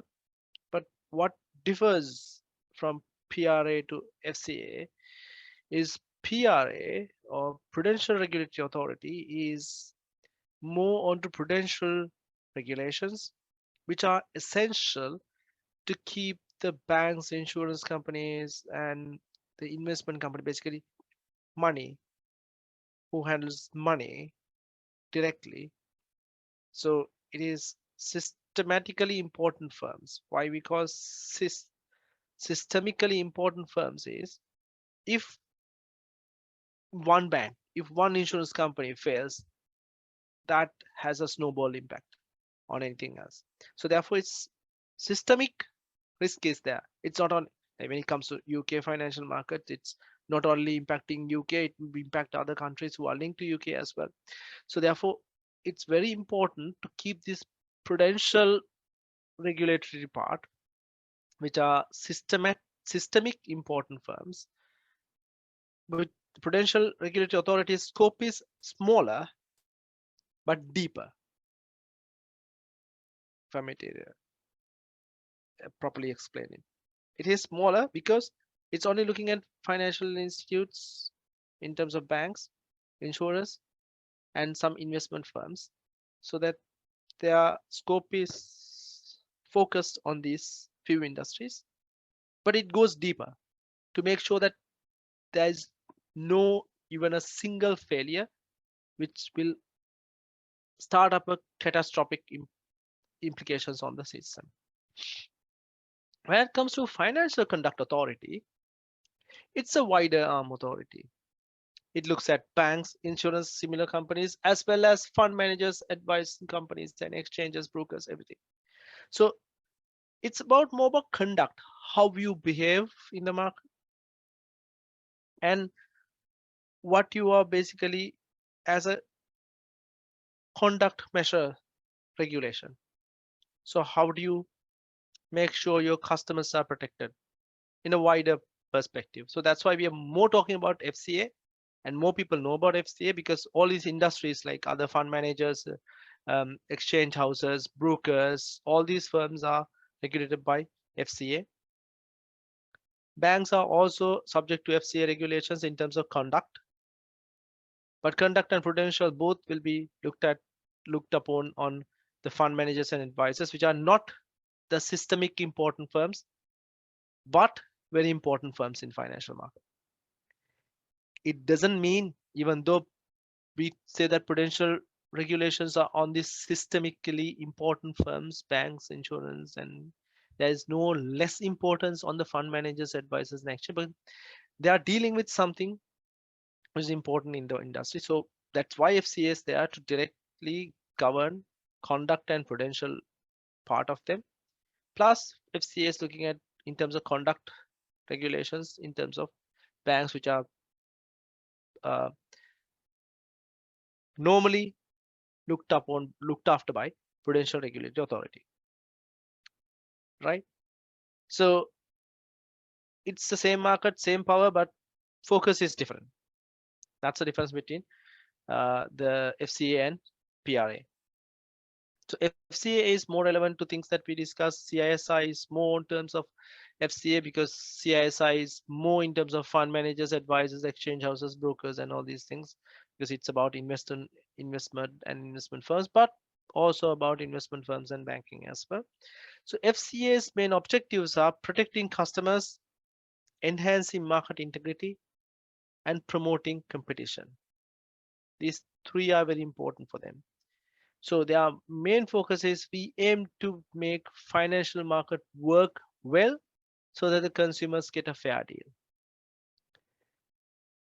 So it's equally important having promote competition also, because competition will give healthiness for customers, more choice. And what will happen in the competition is always they will evolve. The firms who wants to win the competition will evolve. So survival of the fittest will also work on that, but at least they will get to a better state than what it was. So that's FCA and PRA, and it will be important because it's minor parts which are not very clear boundaries. If you are in mind, if the boundaries are not very clear, it will be difficult for you to pick the right answer in MCQ. So make sure that you understand the essence of what difference between PRA and FCA and what market that they are mainly concentrating upon. Oops.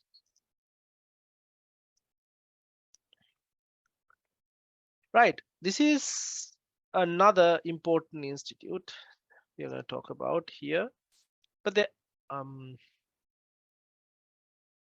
okay, this is like in the middle of a lesson I'm talking about one institute, and there will be other institute that we're talking about at the later part of it. Why I'm bringing it up in this instance is because it is important for us to discuss it here for you to understand. But when you are studying later on, you can put everything together, but don't confuse. Just look at what we are going to do here. And this is International Organization of Securities Commissions, IOSOC. So this is main aims of this is protecting investors, ensuring that the markets are fair, efficient, and transparent, and it reduces systemic risk. So when it comes to systemic risk, it's always the concentration in the concentration is high on the regulations or the compliance of regulations, because it can impact the others. So this is not a lawmaking authority. So this is an organization which gives you a set of principles. Yep. They are given 38 principles, which is better to follow. And if followed, these are the benefits. Protecting investors. So if any organization says we are following IOSC, or we are a member of IOSC, which means we are following these 38 principles, which are grouped into 10 categories.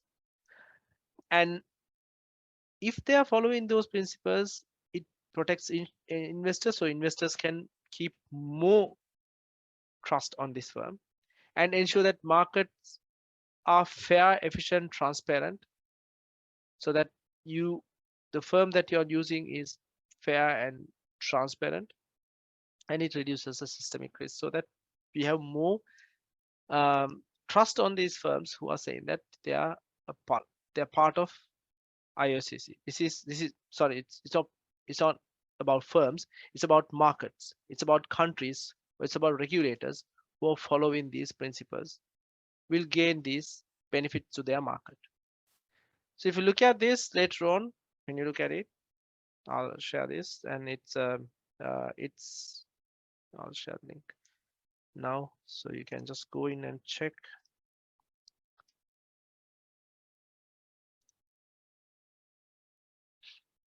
Just go in and check.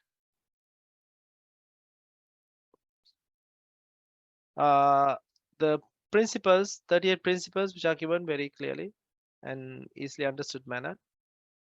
And in that, you can see that it is broken down into 10 subparts or 10 main topics. So it gives, this is issued to everyone. So the markets, basically, if Sri Lanka wants to follow these rules, these are the principles that the regulators will follow. And these are the principles that self-regulations will follow. And principles of enforcement security regulations, which are there, that's about 3 of them. It's 10 to 12. And principle of cooperation in regulation, it gives from rule 13 to 14, 15. And principles for issuers of investments, so there's 16, 17, 18. And so on and so forth. It gives different topics, 10 topics, principles for collective investment schemes and market intermediaries. What are the principles that they need to follow to become a safe market? So these are basically provided as guidelines or the principles for any market to follow. If they follow, these are the benefits that are coming in there. There are some questions which I've seen very unreasonable. Even if you ask me which rule is where or whether that rule is 15 or 30, I wouldn't know. But there are questions in the question paper which has asked, what is the 15th principle? A, B, C, D. If you remember, brilliant. If you don't remember, just mark something and move on. Because those are very unreasonable questions as far as I've seen in the question paper. But if you can remember, brilliant, great. And if you can remember the areas, you may be able to judge it. I think the question is made thinking that whether the 10 areas, do you know what are the 10 areas and where it is? I don't know them. But so unless you look at the paper, you won't be able to memorize it. Just have a rough idea of what sort of principles it has given. But definitely read through all 38. Definitely read through all 38 because you will know the tone of IOSC when you read through it.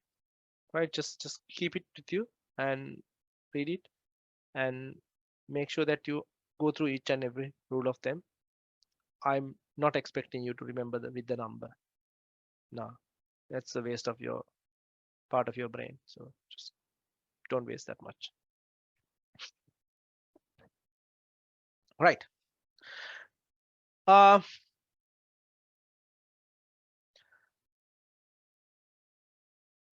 So to make a model of effective regulations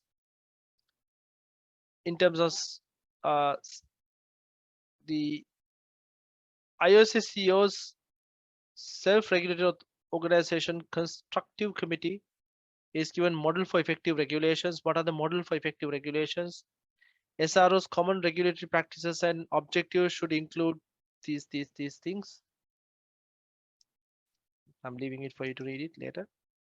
Enforcing the rules and regulations through investigations and disciplinary actions, conducting financial operations and sales practices, so on and so forth. So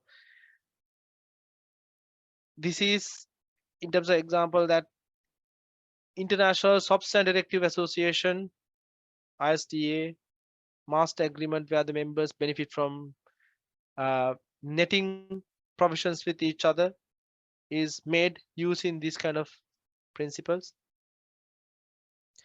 So basically one of the important, we missed that video. So therefore it's one of the important parts when it comes to self-regulated body or even any regulation is providing dispute resolution methodology, or in this case it's forum because it's a SRO.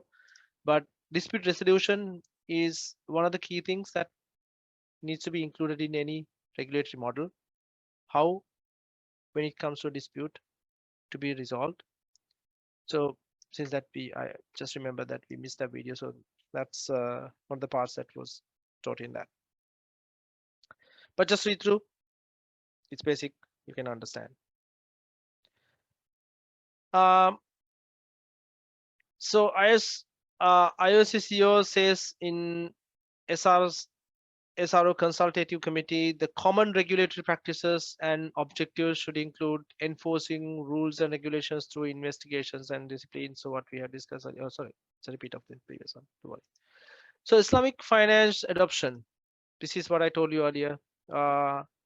So how self-regulated model is working on Islamic financial regulations. So this is regulated by combination of self-regulated bodies and statutory regulations in the countries in which they operate. So once again, this is not about the Islamic countries. This is about Islamic financial adoption, which can be in a non-Islamic environment also. So when it comes to Islamic countries, why I'm telling that is because otherwise you will get confused yourself. Islamic countries, it may be a rule, law to follow, not to earn interest. So riba will be a law in that country. But if you're having Islamic financial institute in Sri Lanka, or that for that matter, India, or even UK, the law is not telling you about that. It's about your self-regulation. So that's why we are talking about Islamic financing. Just think it in the terms of having these financial institutes out of Islamic law country. Okay, so regulated by the combination of self-regulatory bodies and statutory regulations in the countries in which they operate. So major prohibitions that you have seen is riba, which is interest, and I don't know how to read this, gara, unnecessary uncertainty. Even though you can't read any of these words, but you need to understand these things because these are being questioned in question paper. So what are the major prohibitions of Islamic financial institutes or Islamic financial self-regulatory model is prohibiting certain thing, and which is what is riba is about uncertainty or riba is about interest. You need to know whether riba is interest. So then even though you can't read this, you can understand the other one is, and it'll be questioning only these two, I'm sure. So know about these two. Two self-regulating bodies are given in the self-regulatory environment of Islamic financing, which are like all firms, all banks, or anything which is operating in Islamic banking will follow these two organizations' self-regulated rules. The Accounting and Auditing Organization of Islamic Financial Institutes, AAOIFI. It is responsible for formulating and issuance of accountancy, auditing, ethics, governance, and Sharia standards, because basically Islamic financing is based on Sharia standards. So this is the institute, Accounting and Auditing Organization of Islamic Financial Institutes will give these rules, and Islamic Financial Services Board, or ISSB, is giving the prudential standards and guiding principles for Islamic financing. And these are over and above any operating countries' regulations and laws. To understand it better, if you're operating Islamic Financial Institute in Sri Lanka, Sri Lankan Central Bank will have their regulations. You need to follow them. Sri Lanka will have their laws, which you need to follow them. Anything over and above that, you can have these standards working in your bank. So if you can't just follow these and exist in a country, you can use these in addition to what is applicable in the country. There may be some flexibilities given on Islamic financial institutes in terms of interest in the regulated body, but basically you have to operate within that financial system's rules. Self-regulation comes when it comes to over and above that. So it's more compliant. Then you are compliant to the country which you're operating, and then self-regulatory organizational the rules will come into play. So it is subject to the country's laws. If Sri Lanka is not allowing bank not to not to give interest when it comes to Islamic financing, they will not be able to operate this part of the rule. So which means they can't be a member of these two, so that they will not be recognized as self-regulated Islamic financial organization. So therefore, there may be some flexibilities given on them by the regulator, but if they don't, then you can't do. Right. So we are coming across different new things in the middle of it. So the program or the book even is not pretty much in terms of waterfall kind of a thing where you finish one and reach the other. So that's why you see little awkwardness in introducing different concept at different times. But that's fine. We need to know all these things. So extraterritorial reach of legislation. Extraterritorial legislation. Legislation, we knew that those are laws which are issued by the legislatures of those countries, any country for that matter. That's basically in common man's language, it's issued by the parliament or the people who are making the laws. It's government. How come it's extraterritorial reach? How come a laws made by one country is applicable over and above or beyond their country's territory?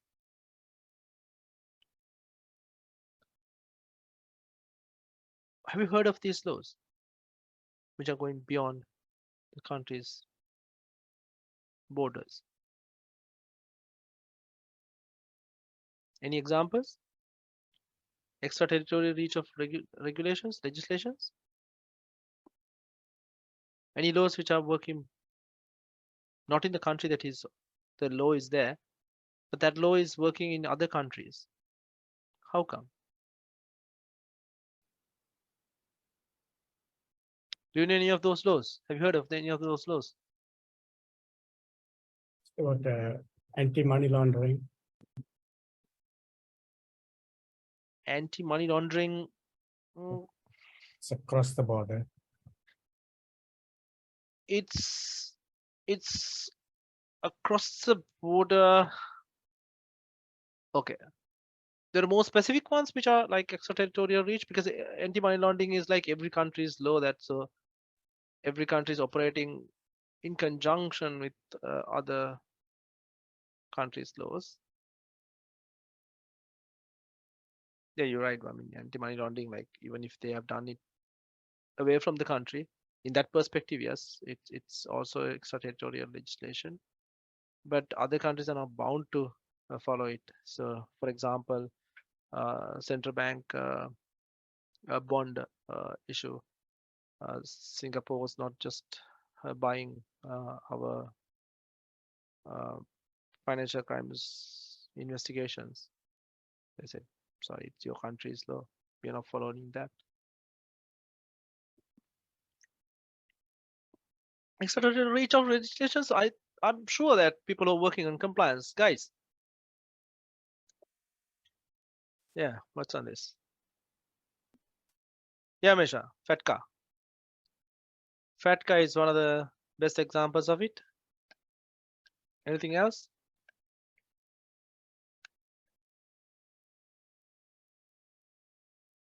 All right, we'll go into them, what they are. Interpol. It's no. Interpol can't operate in any other country. It's just a how do you say? It's a network of each country. You can't enforce. It's just like helping out each other.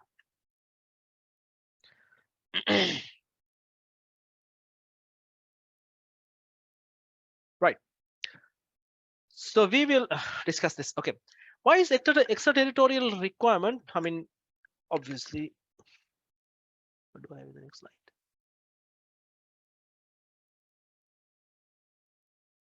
Okay, let's go into the examples first. Otherwise, it's very difficult to explain why required it is. So, have you heard of GDPR? How many of you have not heard of GDPR?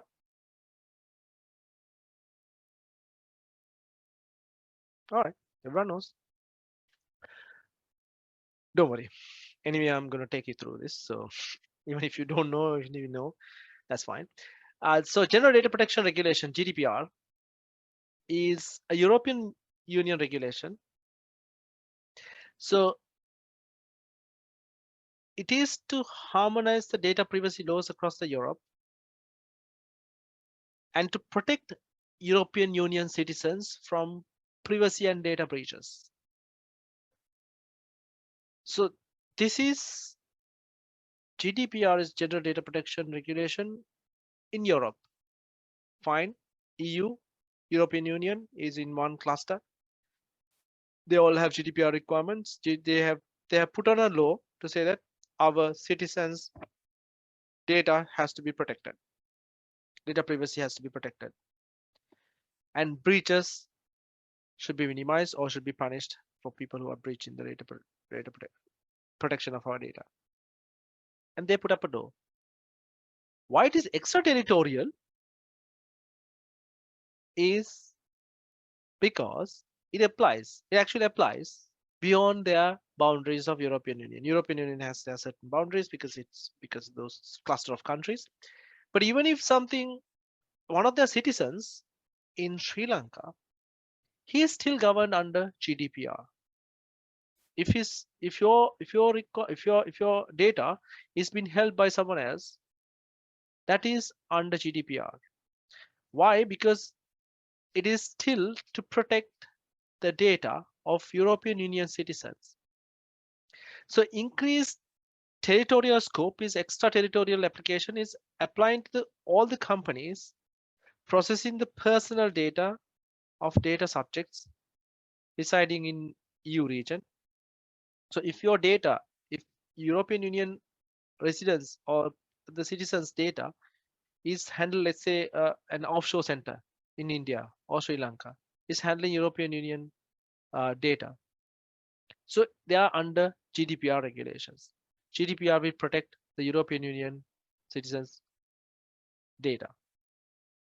So therefore, irrespective of that processing center is in Sri Lanka or India, it applies GDPR. It is regardless of company's location, regardless of whether the processing takes place in EU or anywhere else. And the data controllers or processors which are not established in European Union but offering goods or services in European Union. Data controller is the firm, let's say an international bank, which is, let's say, are they HSBC or City or sorry, HSBC or even City coming under GDPR, because if they are operating in EU region, it is not established there, but if they are operating there, offering goods and services to the citizens of European Union, then still they'll be subject to GDPR because they are processing EU data. Non-EU businesses processing the data of EU citizens will also have appointed a representative in EU. So if you're non-EU business, let's say a business in Sri Lanka, he is accessing the data of European Union citizens, maybe for processing, maybe for outsourcing activity or something like that. So they need to appoint a firm in European Union as their own representative, or rather, we tell that when we are taking a loan, we are giving a guarantor. So like a guarantor. If you who is not in European Union is conducting something which breaches the GDPR, the one who is in the European Union will be catched. They can catch them. So both controllers and processors, meaning it includes clouds. That's why you have, if you are familiar with cloud computing, we say that cloud is one cloud, right? So, but it's on one cloud. The cloud has European Union sector, EU sector. So which cloud? If you're working for any other IT firms, you know that if you're uploading the data of European citizens data, it's clustered. So you can't just upload it in anywhere else, but it has to be in certain standard, and you have Google Cloud Platform, GCP, will also have a UK sector, European sector kind of things. So its cloud is also not actually a cloud, but is normally in definition. So what is important part here, number one, is if you breach this extraterritorial application, irrespective of where your firm is, your firm can be here, you as an individual may be providing services from Sri Lanka to there, but still, if you're accessing European Union uh, personal data, if you breach any of these GDPR regulations, you'll be penalized 4% of annual global turnover. Annual, just imagine international bank, HSBC, or Citi, or Standard Chartered. 4% of annual global turnover, how much is it going to be? Some big millions, or minimum of 20 million euros will be the penalty. So no firm wants to breach this, irrespective of whether their firm is living inside the UK, US, or in France, Italy, anywhere in European Union, or even outside like America, Sri Lanka, Australia, wherever that they live. So it'll be 4% annual turnover if it is annual turnover of global company, or 20 million. Simple. For exam purposes, you need to make sure that what is the penalty and how penalty is being applicable. And even if the company is not living inside the European Union region, if you have branches in that, then you are again subject to that. And if you're not even having branches or anything, but you're totally outside of European Union operation, if you're accessing European Union customer data, you will have to have a representative in European region, like a guarantor, whom European Union can catch. So why all these international firms are so scared of this GDPR violations is because if something happens, 4% of their annual turnover will be subject to this penalty, and or either 20 million, which is 20 million is very much less when it comes to international firms, 4% of annual global turnover. It's turnover, not even profit. Okay.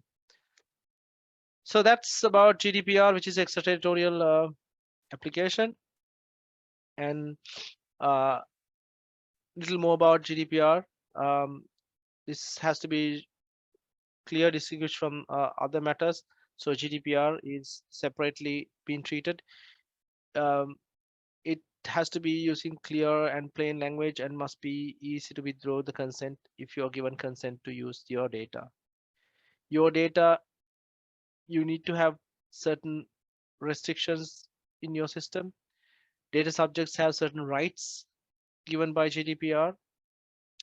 And if a firm breaches the GDPR regulations, if your data is being mistakenly sent to someone else or exposed to someone else, then you need to give the notice to you, tell that, sorry, you are a US citizen, your data, we were processing it, but by mistake, one of our employees has sent a mail with your email addresses and names to unintended party.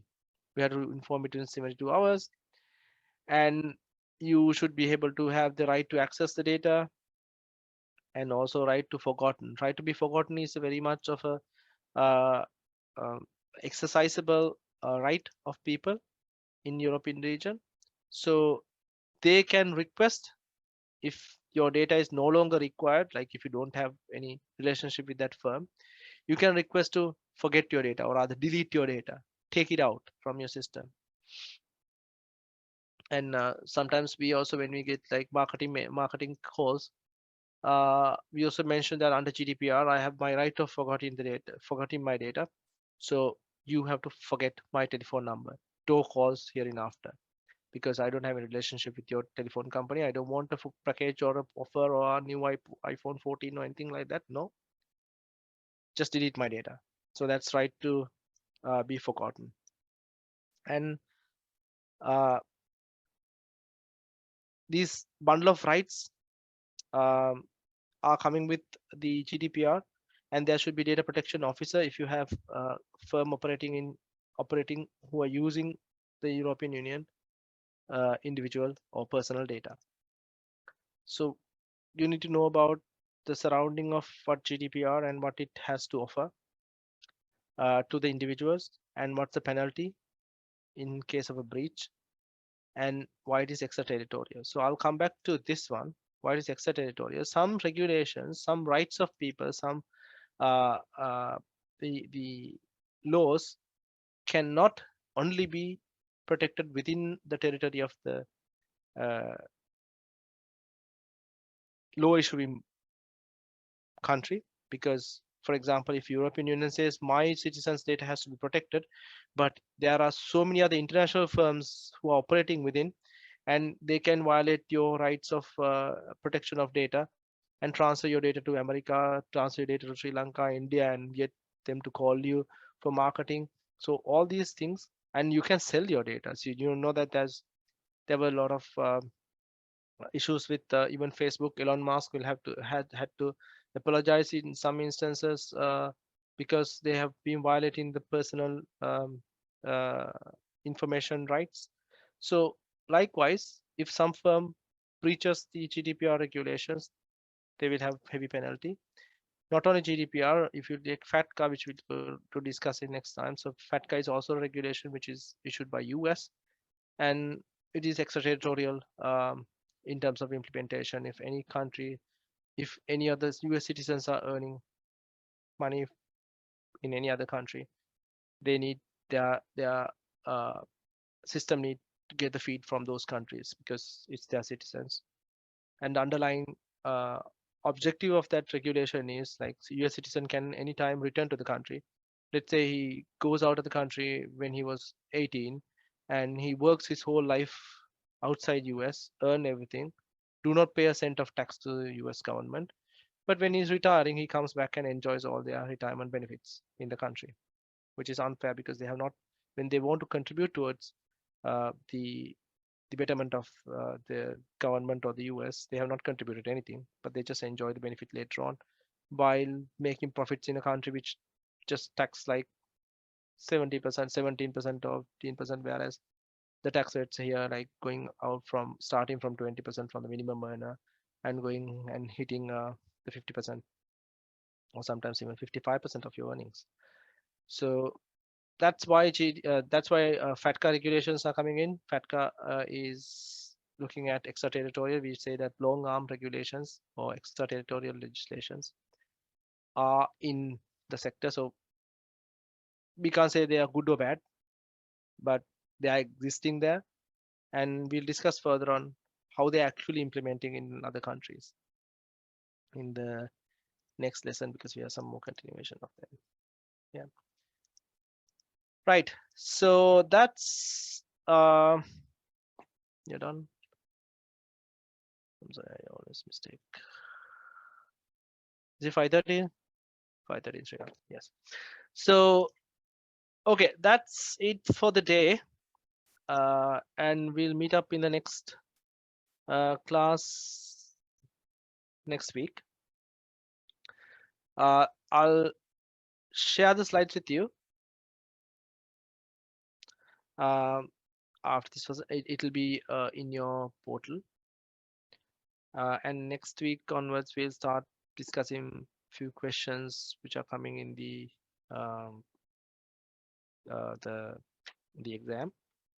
exam questions, and slowly let's proceed. So are we all right for today? And am I going too slow, or how do you feel? Is it beneficial in being in the discussion, or how can I improve? How is it even if better? It was okay, especially with the work groups. It was nice to put All the right. thoughts and come up with ideas. That's great. Yeah. Thank you for that comment. Anyone thinks even if it is better in doing different things? It's great, Nice. Anna. Today's lectures are great. and hope to discuss more questions in future because there's a lot of theory in this. Lot of theory. Even I get fed up Yeah, in the middle of it. so But it's nice if we can know what type of questions, because it's a lot of theory. You can't, keep in mind all of these theories before the exam. I don't think it's possible and practical. yeah, don't worry about it. It's one thing that I want to tell you is like don't worry much about the content, the the the level of content. Yes, it is a lot. But what is important, I'm just stressing in the lectures. But unfortunately, it's has a lot of content that we need to read through and understand. If you have understanding, when you as you go on, when we pick the questions up from the lessons, you will realize that okay, this is the level that we need to understand, or this is the level that we need to remember. And these are getting repeated again. You will see that in the next lessons also, like what are the important things, it will be get picked up from here, there, and the other. So I think I can see even when you go through the textbook, the writer is finding it really difficult because he can't have a flow. He's picking up from here and there, Yeah. and I think it's a failure from their side as well. They need to put it in one go, but it's very difficult. And if I also go to write that, I will feel I can't write this much of a thing. But it's a different story. But even if I try to write it, I also feel confused because it's a lot of things that they're trying to check. But don't worry, all this time we have been doing all this, and we know what are the important parts. We'll get you there. Only thing is just spend a little bit of time in reading through. What is required is getting familiar with this, because it's too early to discuss about the questions. I'll tell you later. Okay. Yeah. Thanks. Today's lectures are great. Thanks. Thank you very much. All right, fine. So not only good things, anything bad, please just tell me. I'm open for any comments. So even if you can't tell in public, just tell me in private. I mean, telling in public, it doesn't hurt me. So don't worry, just go ahead. And it's about process. So we all are learning it from each other. I can learn from you what's working, what's not working. So I'm doing some teaching here also. This is different environment sometimes. So I might have adopted some of the things because my day-to-day work requires me to teach things here. So that's why I always ask by any chance if I'm culturally getting not fit for Sri Lanka. So make sure that by any chance if I make any difficulty in delivering lecture to you guys, so make sure that you pick it up and tell me like it's even better doing in this way. So let's see how it goes. Right. Can I make just a suggestion before you wind up? Yeah, fun. That Sure. is, now I have been for a few anti-money laundering sessions organized by the Central Bank of Sri Lanka, right? And it is the Australian guys who come and train us. So they mainly do it for banks, and also the finance sector, the insurance sector is also called in. So it's actually very boring when you just go on listening to what they say, because it's mainly theoretical. But they also bring in a few videos to show in how in practice things happen. So that actually wakes us up, and we get more involved with the subject matter. Is there any possibility for us to have a few videos just to explain things further? Yeah, definitely. Thank you. Thanks, Fadil. I really appreciate that. Yes, because that's what I was trying to do, but that technically was failing on that. So Okay, the no videos didn't worries. start not working. So that's why I stopped doing anything in referring to any of this. So you can see on the slides also there are some video links, so you can Okay, go and check on them. thank you. Definitely, I'll try to introduce more videos and more things. I know it's very boring when it comes to distance learning. That matter is even worse. Thanks. Yeah. All right. So thank you very much, everyone. So enjoy the rest of the weekend, and we'll meet up next Saturday. We'll Thank put you. you the slides in the whatever study portal you have by tomorrow.